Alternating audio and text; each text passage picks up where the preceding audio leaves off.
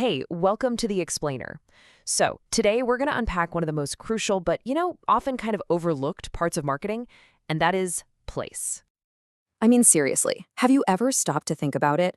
That journey is just jam-packed with these huge strategic decisions. And honestly, they're every bit as important as the product itself. They completely shape how we get our hands on, well, pretty much everything we buy. All right, so let's ease into this. We'll start with the most basic version of this journey you can imagine, a direct sale. We're talking from the producer straight to you.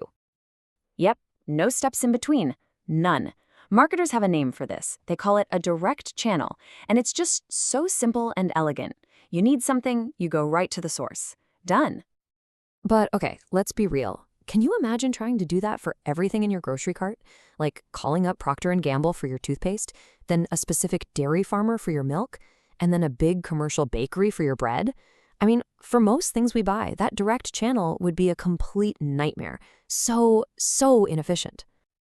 And that right there creates a huge problem that somebody needs to solve. It's what pushes us away from that simple direct channel and into something called an indirect channel. And yeah, you can see it has some pretty big question marks right in the middle. So what's with the question marks? Well, let's fill them in. It's time to meet the key players who make up this sort of hidden network. You might know them as middlemen, or if you want to be a bit more formal, intermediaries. These guys, the wholesalers, the retailers, they are the invisible backbone of a product's entire journey. They are literally the reason you don't have to call up 10 different factories just to make tonight's dinner. And here's the key thing to get. They don't just add a step to the process. No, they add value by making the whole thing run smoother. Intermediaries really only exist for one simple reason. They help producers sell their stuff way more effectively than those producers could ever hope to do on their own. Okay, this is a perfect example. It just shows so clearly how these middlemen can drastically cut down the number of transactions. Think about it. Instead of John Deere having to manage 8 separate time-consuming sales to all those farms, they just deal with 2 local dealers. Boom. The whole system becomes way more efficient for absolutely everyone involved. Now, these middlemen, they usually fall into 2 main groups. First, you've got your wholesalers. These are the folks who buy in massive bulk from the producers, and then their job is to break all that stuff down into smaller, more manageable shipments for retailers. And then, of course, the retailer is that final stop on the journey. That's the store where you, the consumer, actually get to see, touch, and buy the product. Okay, so choosing how you're going to get your product to people, your distribution channel, it's not just about trucks and warehouses. Not at all. It is a fundamental part of your brand's identity. Seriously, where you sell something is just as important as what you're selling. Just look at the difference here. A brand like Coca-Cola, their goal is to be everywhere, within arm's reach of desire. Supermarkets, vending machines, you name it. But then you've got a luxury brand like Hermes. Their entire appeal is built on the exact opposite: scarcity and exclusivity. You're just not going to find a Birkin bag at your local Target, right?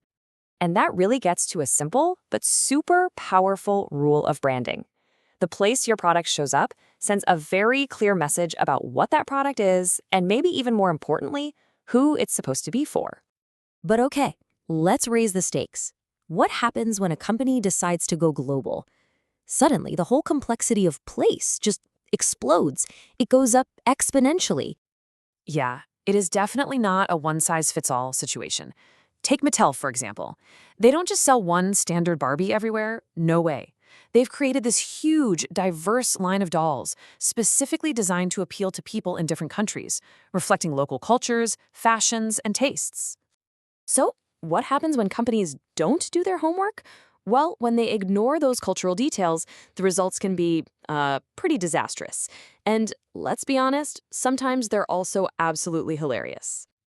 You see, getting place right on a global scale is all about understanding the culture. And when that goes wrong, oh man, the fails can become legendary. Let's look at a few of the most famous ones.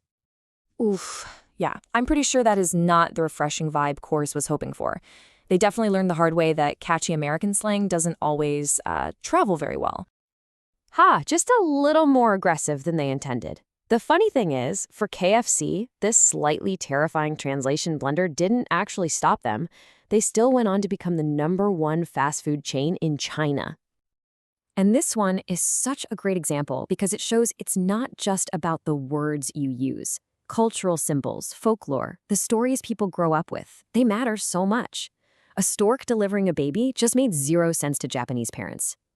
I mean, maybe some passengers would have been intrigued by that offer, but it sent a very, very different message about the airline's new luxurious leather seats than they were hoping for. So, when you pull all this together, it's just so clear that place is way, way more than just a pin on a map. It's this huge strategic choice that literally defines your brand. It's a cultural bridge that connects you to customers all over the world, and ultimately, it's a huge part of the story your product tells, long before anyone even thinks about buying it. So, here's a little homework. The next time you're out shopping, just look around. Think about that journey for every single product on the shelf. Ask yourself, what story is its placement telling me? Thanks for joining us to unpack all of this.